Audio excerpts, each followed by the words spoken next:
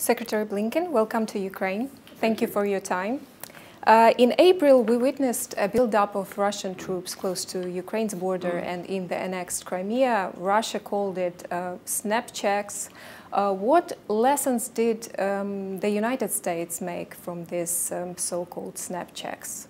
Well, I think the number one lesson is the absolute need to remain extremely vigilant against the possibility of reckless actions, aggression from Russia directed at Ukraine. You're exactly right. This was the largest concentration of Russian forces on Ukraine's border since 2014, since Russia first invaded. And so we're very focused on that. So are many other countries. They've expressed not only their clear concern, but their solidarity with Ukraine in standing against these actions. Now, we've seen some of the forces pull back, but many still remain. We've seen some heavy equipment pulled back, but a lot also remains. And Russia has the capacity on pretty short notice to take further aggressive action. So we are being very vigilant about that, watching it very carefully, and also making sure that we're helping Ukraine have the means to defend itself, defend its sovereignty, defend its territory. This situation raised a question in Ukraine society. What could Ukraine's partners do in case of new invasion of Ukraine, yes, from Russia? I would ask you, as the representative of the Ukraine's strategic partner, what would the United States do in this situation? Well, the most important thing to do is what we're doing, which is to make sure that that doesn't happen. That Russia does not make a very unfortunate decision to engage in any further aggression or reckless actions when it comes to Ukraine, which is exactly why we have spoken up very clearly when we saw this concentration of forces, why we work closely with all of our leading partners around the world, including at NATO and the European Union, so that everyone was very focused on this and was making it very clear to Moscow that we were looking and watching very carefully, and that if any action was taken, it would not be without consequences. And at the same time, we're working very closely with our partners here in Ukraine, as I said, to make sure that they have the means necessary to defend Ukraine, to defend its territory, to defend its people.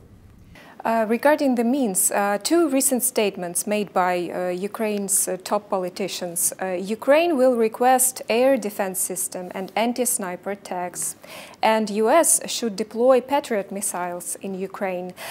Is the United States considering any of this? Well, we of course will look at any and every request, and the main thing is that our Pentagon, our Defense Department, is the main partner for Ukraine, and it is, as we speak, looking at what additional assistance beyond the very significant assistance that we've already provided, including equipment, would be helpful to Ukraine right now. That's a very active consideration. Considering the fact that the threat is still there, yeah, you mentioned that there are still Russian troops in the annexed Crimea and close to Ukraine's borders. Does the United States consider an option of excluding Russia from SWIFT payment system? I don't want to get into hypothetical questions about what we might do in the future. Let me just say simply that when it comes to trying to deter aggression or respond, we will consider every reasonable option because, as I said, we're determined that that it's clear that there would be consequences in different areas.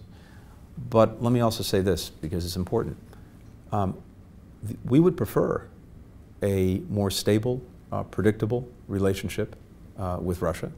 And indeed, President Biden has made that clear to President Putin. But just as important, and we've been very clear about this, if Russia continues to take reckless or aggressive actions, whether it's with regard to Ukraine or anywhere else where our interests or our partners are being challenged, we will respond. Not for purposes of escalating, not for purposes of seeking a conflict, but because these kinds of actions cannot go unanswered. They cannot happen with impunity.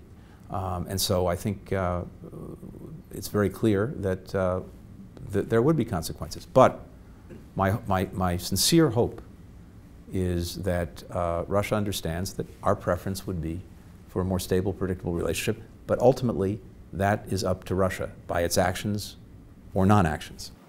Russian President Vladimir Putin, in his recent address, warned the West regarding, warned from crossing red lines. Are there any uncrossable red lines for the United States towards Russia? We don't speak in terms of red lines. It's what is clear is this, and this goes back to 2014 in many ways. There are two things at stake when it comes to Russia's aggression against Ukraine. First and most important, what's at stake are the rights of the Ukrainian people and their sovereignty, the integrity of their territory, their democracy. But what's also at stake are some very important larger principles that actually have effect well beyond Ukraine. And those principles include that the notion of having a sphere of influence is a concept that should have been retired after World War II. We don't accept the principle of spheres of influence. The principle that another country cannot simply change the borders of its democratic neighbor by force. The principle that another country does not have the right to tell a country what its policy should be, with whom it can associate. Those are principles that are at play here in Ukraine by Russia's actions, but they're also relevant to many other parts of the world. And if we allow those principles to be violated with impunity, then that is going to send a message not just to Russia, it's going to send a message in other parts of the world as well, that the rules don't matter, that countries can behave any way they want, that might makes right.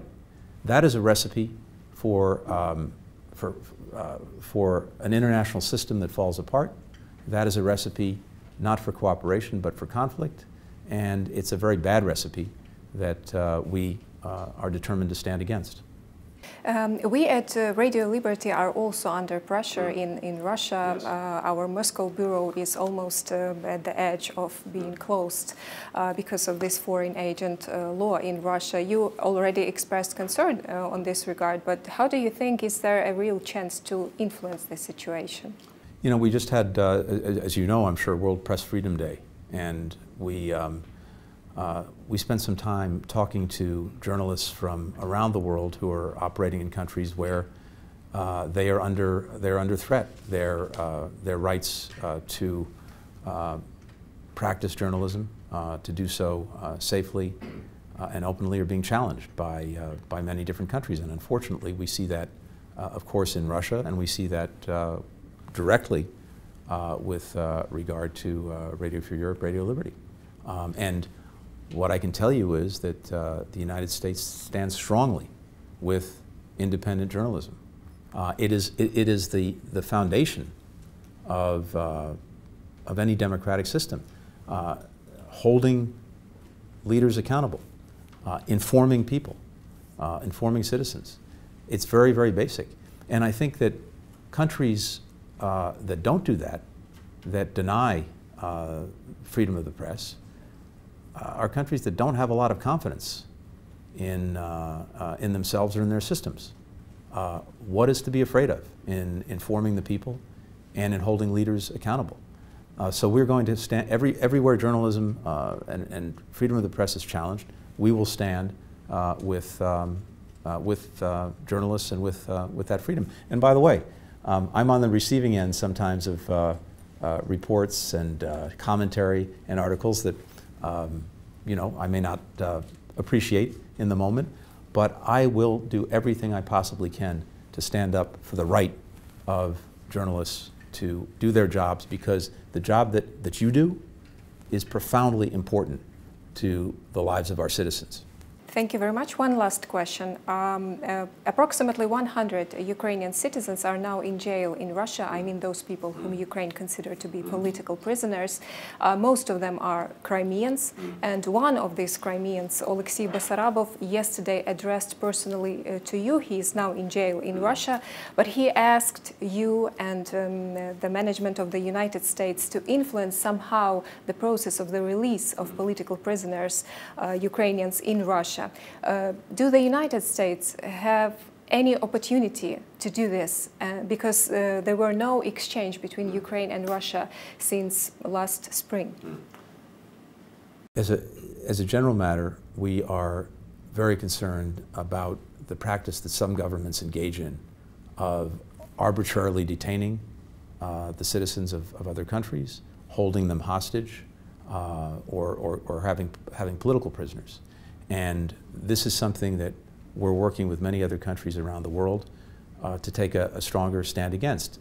At the same time, if we have opportunities to engage another government on people that it's holding illegally, we will certainly do that. So if there's an opportunity, we'll take it.